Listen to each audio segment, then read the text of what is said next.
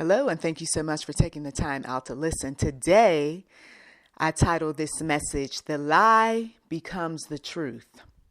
The lie becomes the truth. When you have been in a setting where individuals have blatantly told you lies while convincing you that what you have heard, what you have saw is not the truth, even though you know, you will experience frustration, anger, resentment,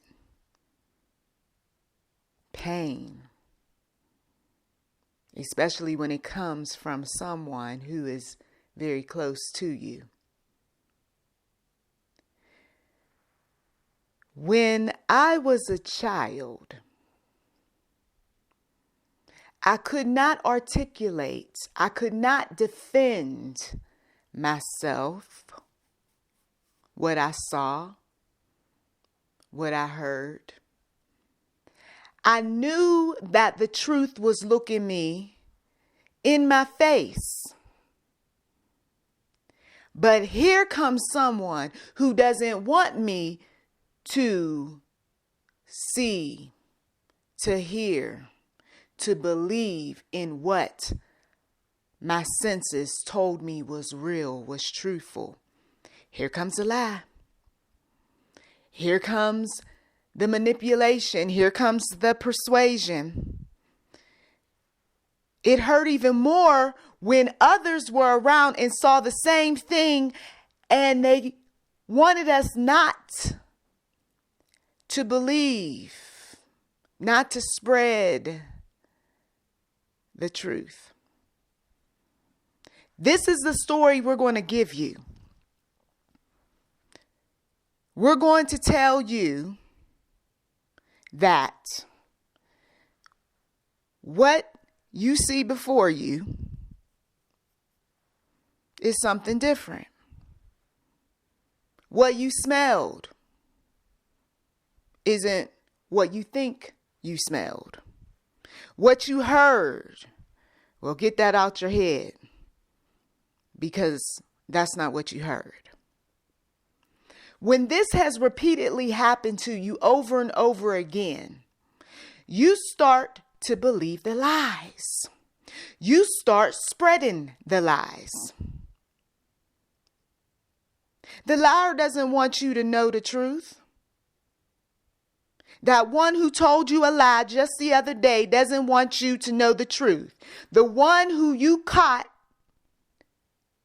in the bed doing some things that were disturbing doesn't want you to recall what you saw.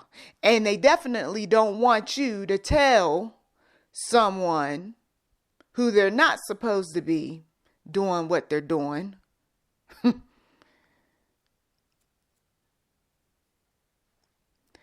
How many of you all are still believing the lie?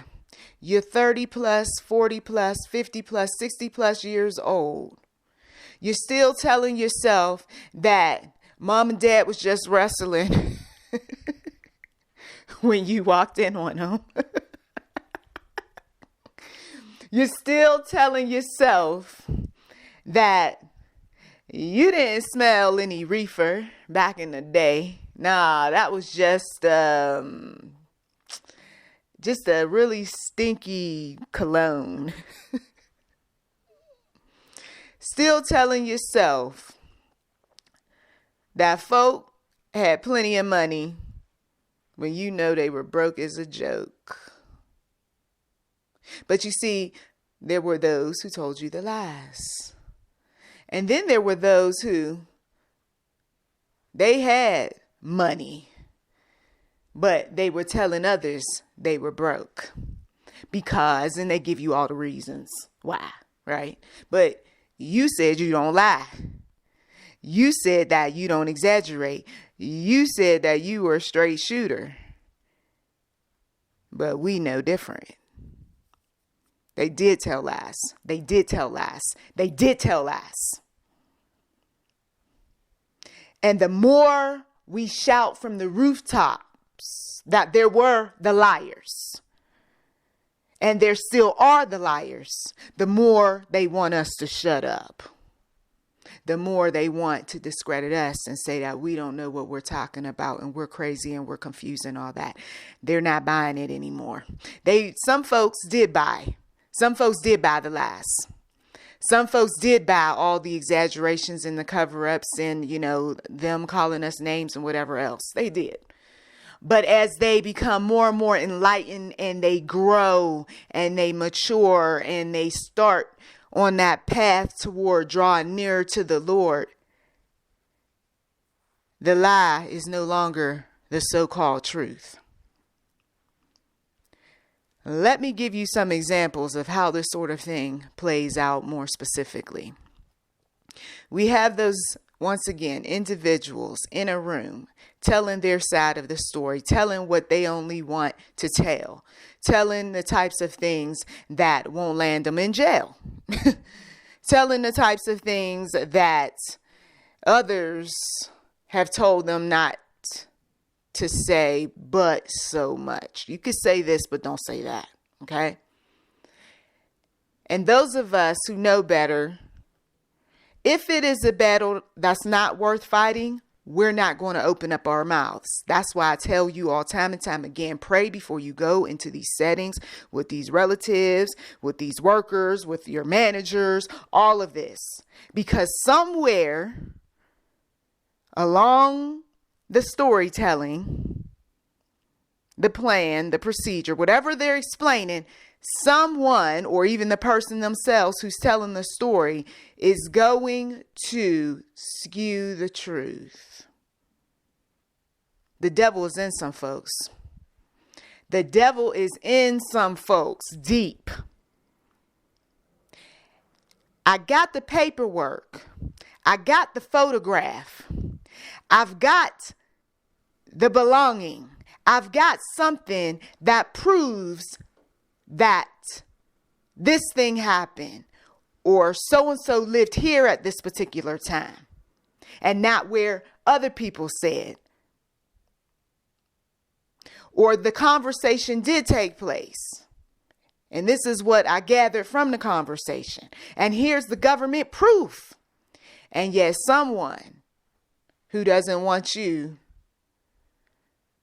to know too much of anything more than what you already know is going to discredit what you got on them or on others,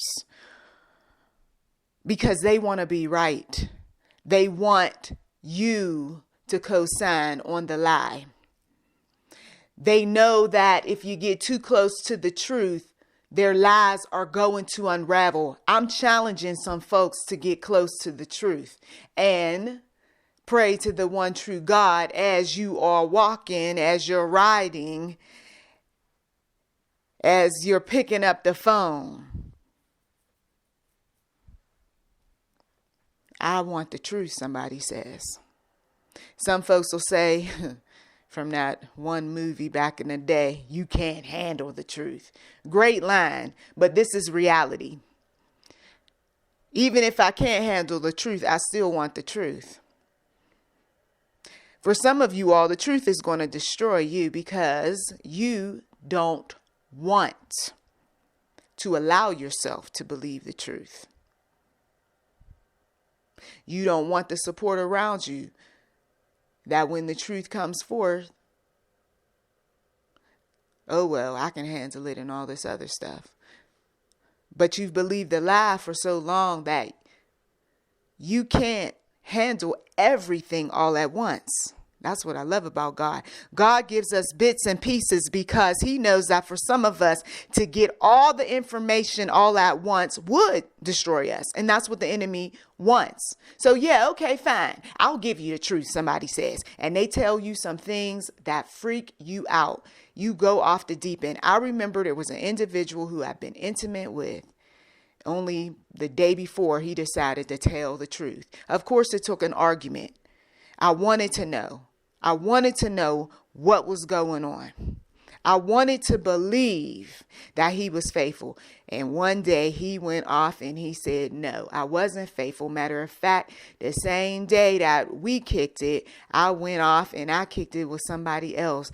I was doing her and doing you. And he got into specific detail and I went off.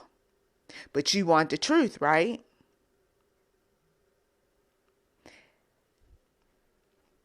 The truth was coming so fast in that relationship that it made my head spin. I didn't know that I was opening up a Pandora's box when I was asking these different questions. The truth wasn't only coming from him, but it was coming from other people that seen things, that heard things. If you are going to be that one that wants to know the truth about anything, you better prepare yourself mentally. That's why I said for some of you all, you better have a support system. For some of you others, you just heard some things, just experienced some things that were truthful, that were honest, but were painful.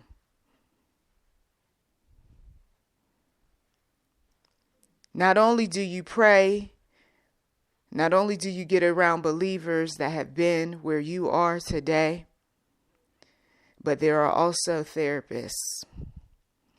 Because for some people, their mental health declined rapidly because that truth was just so cutting. Some folks, they couldn't even breathe when they heard. They had to end up getting some medical intervention because it was so just unreal.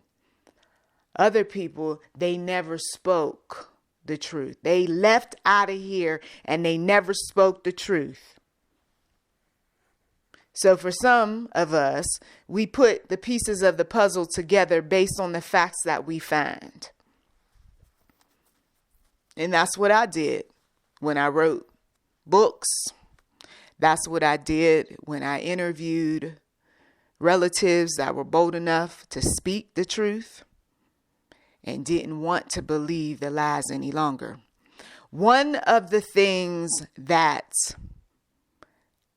I became very angry about, and now I'm just simply irritated, and I know I can't control the individuals who did this sort of thing. And that was defending the liars. Defending the liars. Going to the bat for the liars.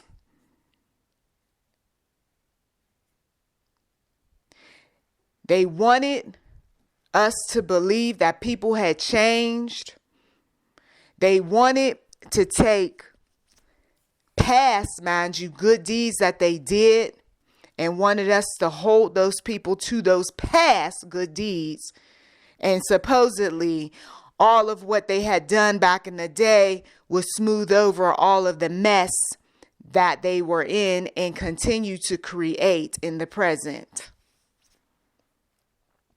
Because you are good with that person doesn't mean that I'm good with that person. Because you choose to believe their lies, they're very charming and manipulative. Because you choose to believe that doesn't mean I'm going to believe it. Some folks keep going down that rabbit hole of lies over and over again because you let people drag you into that rabbit hole. You tell people that, oh, well, forget, whatever. This isn't about forgiveness and forgetting or anything. This is, do you want the truth or do you want the lie? Do you want people who's close around you who will speak the truth to you, or do you want people around you who will just tickle your ears? And you know the Lord done warned us about this time and time again. And we got believers. Yeah, they're believers, but they are not worshipers. They're not prophets. They're not people who are appointed and anointed, and some of them aren't even chosen. Many are called, but chosen are few, according to the Bible. These are individuals who believe just like Lucifer believes. Okay? They're wicked in all their ways. They're evil. They're so far from the Lord. And yet we got individuals who, because they say God or Jesus, or because they've been to the church every now and again, oh, we're supposed to believe in them and believe in what they say. Hook, line, and sinker? I don't think so. That's why some of them didn't like me, because even as a child, I heard what they were telling my grandmother and others, but I didn't believe that foolishness. Sometimes people will believe liars because they're so hungry for them to tell the truth. I guess I'll believe. I want to believe that this isn't a lie, that he really is telling the truth, until later on you find out he wasn't telling the truth. He was full of you know what. He said he was just going down the street. He didn't just go down the street and do what he claimed he said he was doing. He went down the street. He spent the money. He was on crack. He was on, coke. He was doing whatever. You see, I want to believe that he didn't take this out my house, but you keep looking for it and you keep looking for it. And now you got paranoia kicking in. And even when you got things that you just misplaced and you find again, but you accusing everyone because you know that there were things that he really did take out your house.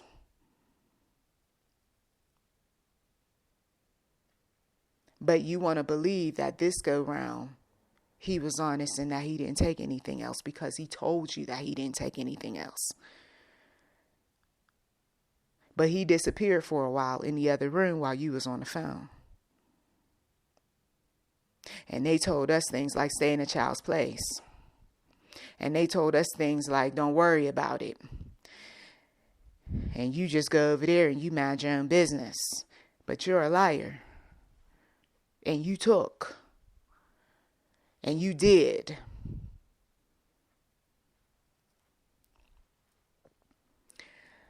It hurts when you see the gullible. When you see that the manipulator once again is pulling someone into the rabbit hole. Do you really think that a pimp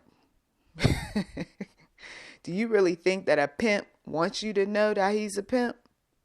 If he had told you not too long ago that he's no longer pimping?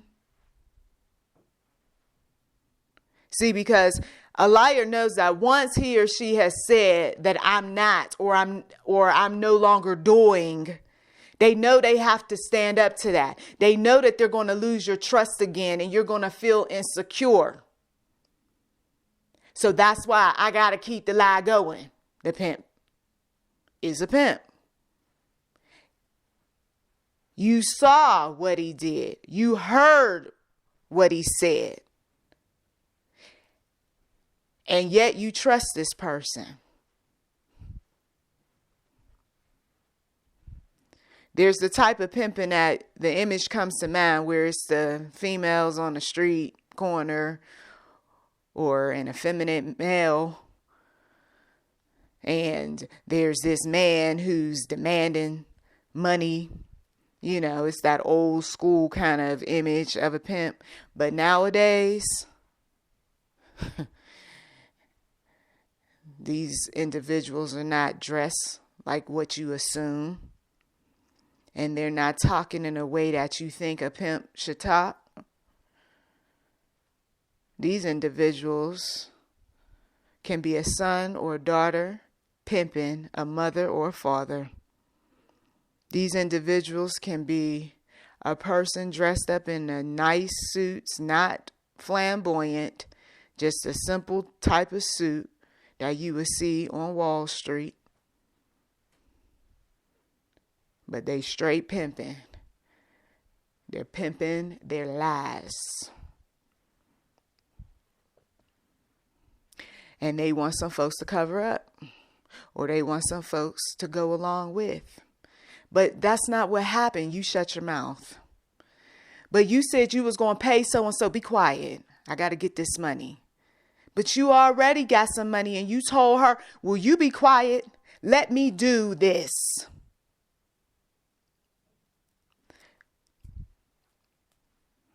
I've talked about various personalities and socially sweet, privately cruel, abusive men. And I've talked about some of this in Tell Me Mother You're Sorry. When that lie becomes the truth, you have those individuals that's going to say, okay, all right. They give in. And they want others to give in. They want others, once again, to forgive and forget. Our God don't just dispense forgiveness out like candy. You got to earn forgiveness. So if we got to earn forgiveness with the Father, what makes you think that those who have lied and stole and did all sorts of things, that they don't have to earn it? Well, I apologize. That's not good enough. Have you made a life change? Or are you still defending the liars? Are you still spreading these stories around the family that are not factual? Are you still pretending like you know everything about everyone when the fact of the matter is that you only know about some folk, not all folk? The ones who want to sit up there and argue and say that we didn't really have the experiences that we had, and that because, they did all this so-called nice stuff, that I guess it makes it okay. It doesn't make it okay until somebody finally humbles his or herself, stop ego tripping, and say, I'm guilty as charged. I did mess up. I've got to get right. Don't throw it back on the victim. Don't start talking about you need to do this and you need to. No, when you're guilty as charged, you take full ownership of that thing. And then you make, as I've said in so many audio, those wrongs right. Instead of trying to convince some people that I'm so good and I never did and I never said and our family was just so wonderful and kind and sweet. Come on now. We know better. We've got some individuals who sit up there and they are still playing on their women, still playing on the system. Still telling lies, generations deep. And they're telling these younger people that they're not pimping and they're not playing.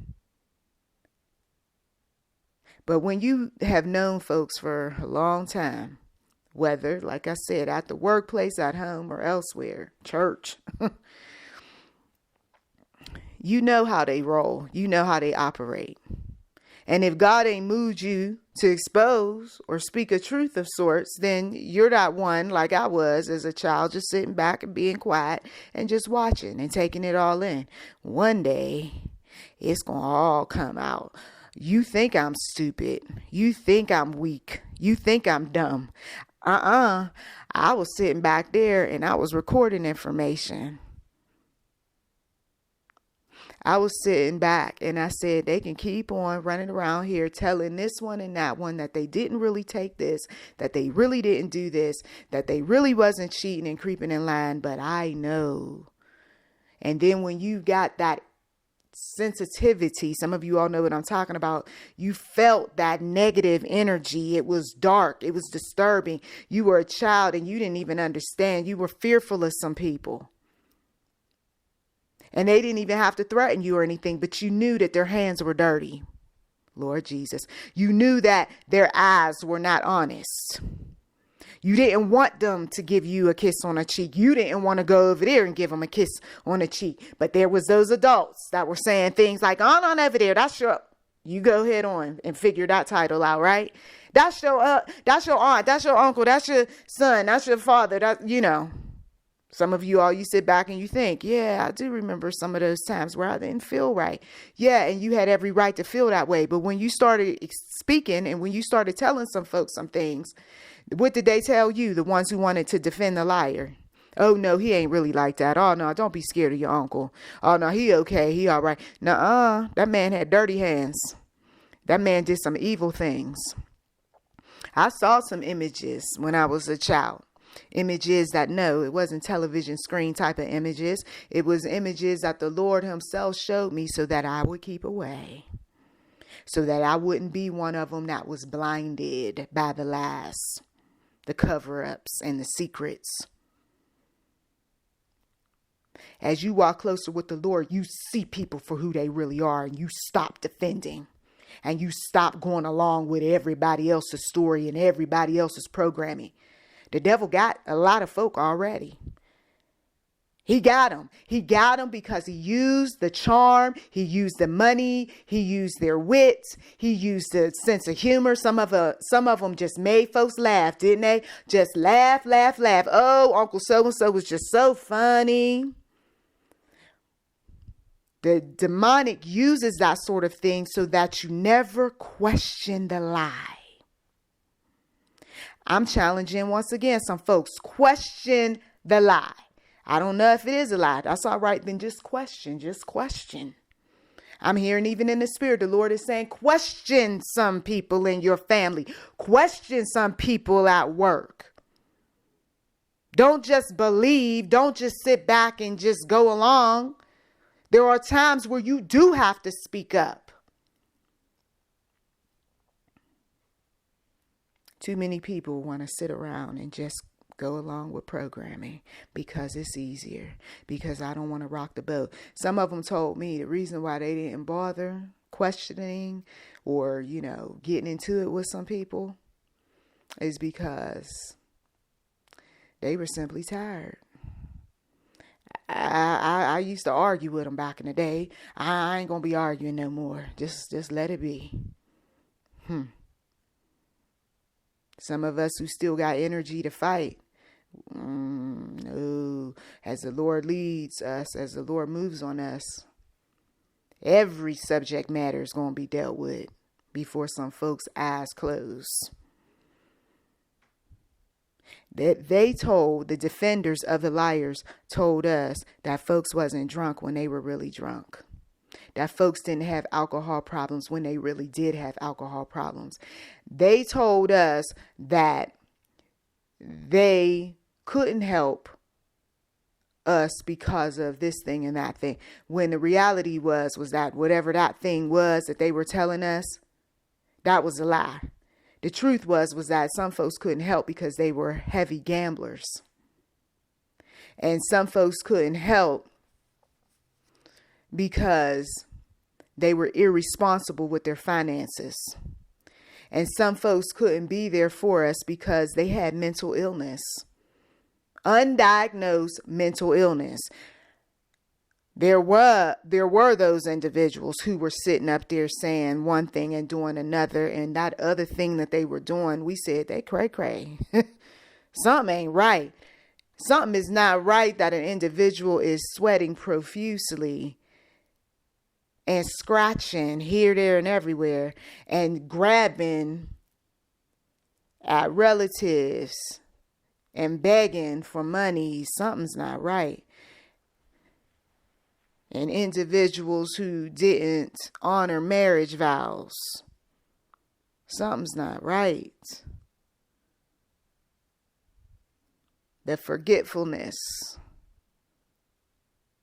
Can't seem to remember too much of anything. Somebody is suffering with some type of mental health issue. Freaking out over the littlest of things. I remember simple conversations. And the next thing you know, the person's blowing up. They got to walk out, or they're, punching walls or flipping something over, or they're ready to knock somebody's lights out. That's mental. Oh, he all right. Just let him cool down. No, he's not all right. He needs some help. or crying and acting so needy and, ooh, what's wrong with her? She had a personality disorder. It was unchecked. Or paranoia and nervousness and heart pounding and stomach issues. Nowadays, we call that anxiety. Very anxious. Didn't take no medicine for that. They got medicine for that kind of stuff. But they told us lies, or they covered up some things, or they kept secrets. And now we got our children. And now we're watching them very closely, and we're not covering up stuff. We're getting the help. We're doing what we need to do.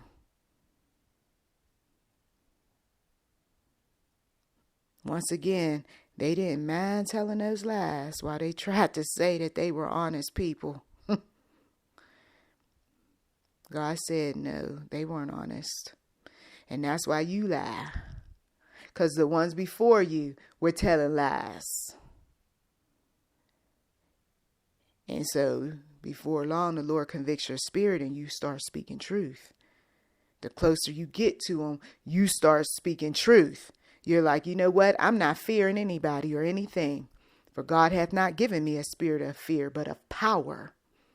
And I'm not going to sit up here and keep telling some folks one thing when I know the reality is.